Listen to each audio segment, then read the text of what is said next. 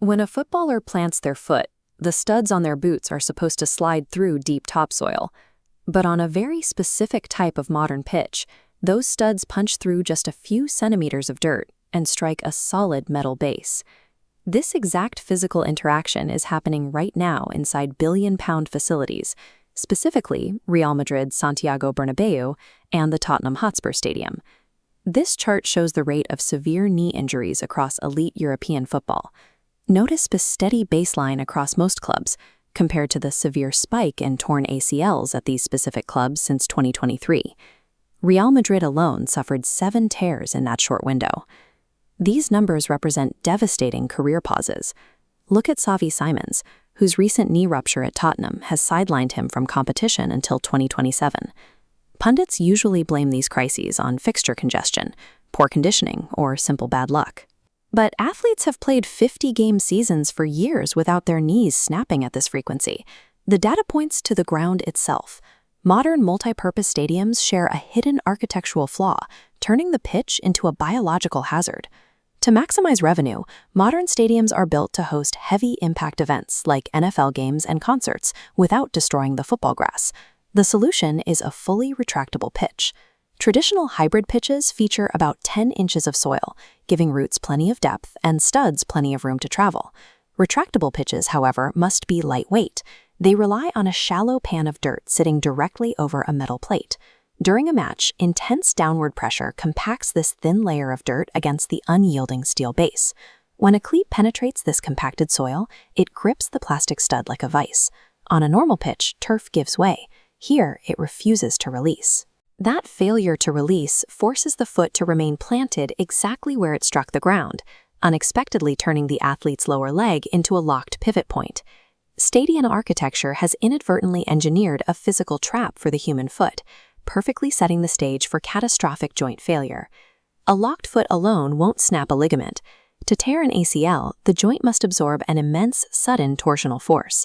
That extreme twisting force is a direct result of how modern, data-driven tactics dictate movement on the pitch.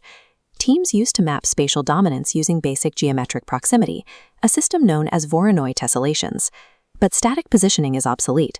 Analysts now use complex tracking systems, accounting for player momentum, acceleration, and ball speed, to project exactly where a player will be. They call this new standard kinematic pitch control. It is governed by a strict equation. The time it takes the ball to arrive must be less than the time for the home player, which must be less than the time for the road player.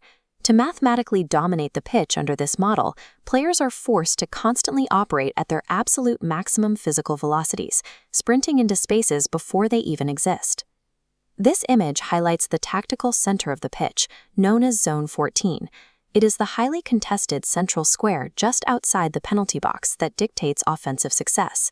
Dominating this dense area under kinematic pitch control demands instantaneous high-velocity directional changes in incredibly tight windows. Athletes are attempting to violently decelerate and pivot while traveling at speeds reaching up to 9.2 meters per second. That generates a massive amount of kinetic energy that has to be absorbed by the body.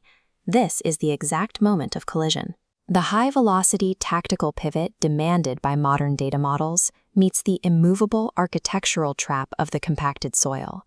Because the retractable pitch refuses to give way and allow the boot to slide, 100% of that destructive momentum is transferred directly upward into the knee, severing the ACL. This collision of biology and architecture is about to scale up on a global stage. In 2026, the World Cup will be played across North America in massive, multi-purpose NFL venues like MetLife Stadium, infamous for its own unforgiving turf. Elite international defenders like Chris Richards demonstrate the exact level of mathematical and physical perfection now required to compete at the highest level of the game. Executing this intense kinematic perfection leaves zero margin for environmental friction or architectural error. A fraction of a millimeter of stuck soil is all it takes to end a career.